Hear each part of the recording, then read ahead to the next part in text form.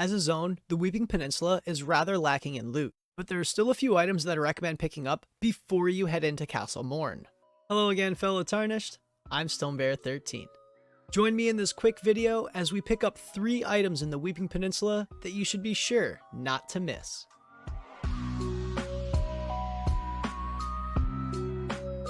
Our first item is a Spirit Ash, Lhutel the Headless. This will require a minimum of 17 points invested in Mind, as it costs 104 FP per summon.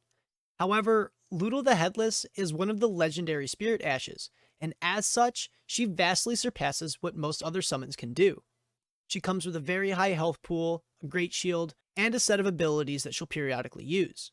She'll throw a Spectral Lance that deals some pretty solid damage, and causes some Deathblight buildup, which is a strange addition because Deathblight doesn't affect any boss in Elden Ring. And she can teleport, often using this to get out of AoE damage or away from boss strikes. This can cause a little bit of aggro drop from enemies, but overall, she will be an amazing tank summon for you and a wonderful addition to your Spirit Ash collection. To get Lhutel the Headless's Spirit Ashes, you'll have to head to Tombsport Catacombs. To get there, you can start at the Church of Pilgrimage and head south.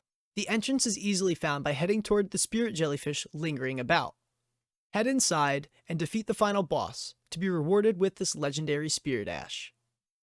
The next item not to miss will be located at the Weeping Everjail, just a stone's throw away from where we got Lhutel's Ashes. Defeat the boss inside, and you'll be rewarded with Radagon Scarseal.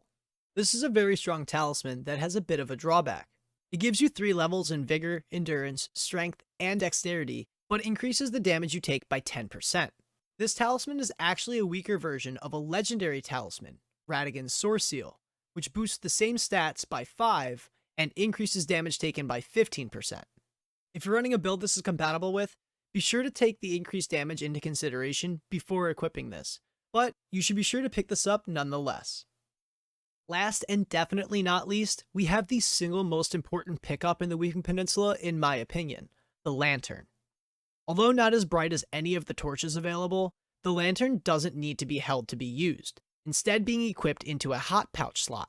The utility of passive lighting makes this one of the single most important items in the game and definitely earns it a spot in this video. To get the Lantern, you'll need to head to the isolated Merchant's Shack on the western coast of the peninsula. Be sure to grab the Site of Grace and talk to the merchant to purchase the Lantern. I do want to point out there is another point to buy this later on in the game in Liurnia of the Lakes, but the merchant in the Weeping Peninsula is much closer. And that's all 3 items you should be sure to grab in the Weeping Peninsula before you head to Castle Morne. If you've enjoyed this video, please consider leaving a like or a comment, and be sure to subscribe and click the bell so you can be notified of all of my upcoming Elden Ring content.